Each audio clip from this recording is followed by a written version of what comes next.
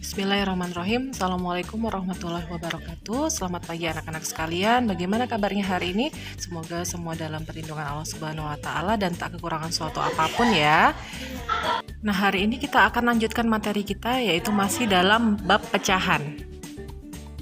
Baik, hari ini kita akan belajar untuk membandingkan dan mengurutkan bilangan pecahan. Kita mulai dengan membandingkan dua pecahan yang berpenyebut sama. Contoh, 4/5 dan 2/5 memiliki penyebut sama, yaitu 5. Nah, bagaimana cara membandingkan mana pecahan yang lebih besar dan mana pecahan yang lebih kecil? Maka, jika kita lihat di sini sudah sama penyebutnya, kita tinggal lihat pembilangnya. 4 itu lebih besar dari 2. Maka, bisa dikatakan bahwa 4/5 itu lebih besar dari 2/5. Nah, kita ingat kembali bahwa tanda yang seperti ini namanya lebih besar. Ya.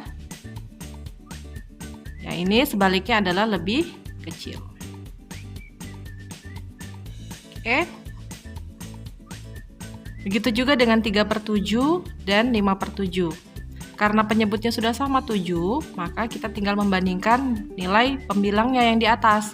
3 dan 5 ternyata lebih besar 5 ya, atau lebih kecil 3. Berarti kita bisa tuliskan 3 lebih kecil dari 5. Maka ditulis 3/7 lebih kecil dari 5/7.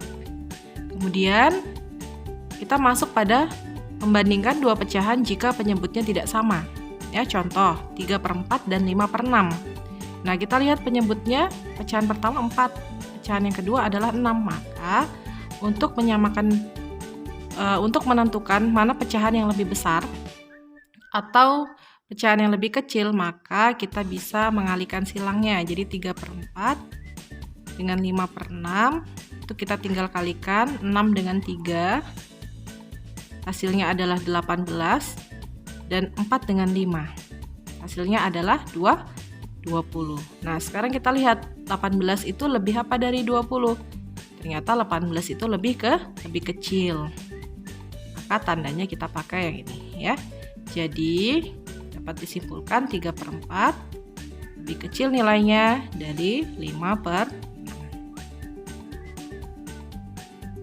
Baik, sekarang kita masuk pada mengurutkan bilangan pecahan. Contoh, urutkan bilangan pecahan 2/3, 0,25, 5/6, dan 37,5% dari bentuk yang terkecil. Nah, sebenarnya ada banyak cara untuk mengurutkan bilangan pecahan ya. Bisa kita ubah dalam bentuk pecahan biasa, dalam bentuk desimal, dalam bentuk persen, maupun yang lain ya. Jadi intinya kita harus menyamakan bentuk dari pecahan-pecahan tersebut karena pecahannya belum sama bentuknya ya. Jadi kalau ibu sih yang paling gampang itu mengubah ke bentuk persen semuanya. Jadi kita lihat mulai dari 2/3. 2/3 dikali 100% itu 66,67%. Caranya gimana? 2 kali 100, 200. 200 bagi 3 ya, 66,67 dibulatkan. Kemudian 0,25. 0,25 itu kan berarti 25/100. Karena di belakang koma ada 2 angka ya kan. Kemudian kita ubah jadi persen, jadi dikalikan dengan 100%. Habis, maka jadinya 25% ya. Kemudian 5/6. 5/6 juga sama, kita kali dengan 100, yaitu 83,33%. Ya, terakhir itu tidak perlu diubah karena dia dalam bentuk persen sudah ya. Nah, kalau sudah seperti ini persen semua, sekarang kita tentukan mana yang paling kecil. Nah, berarti terlihat yang paling kecil adalah yang ini ya. Berarti ini urutan pertama, kemudian di atasnya adalah 37,5, urutan kedua. Kemudian yang ketiga itu 66%. Yang terakhir adalah 83%. Ini urutan keempat. Jadi urutan dari bentuk yang terkecil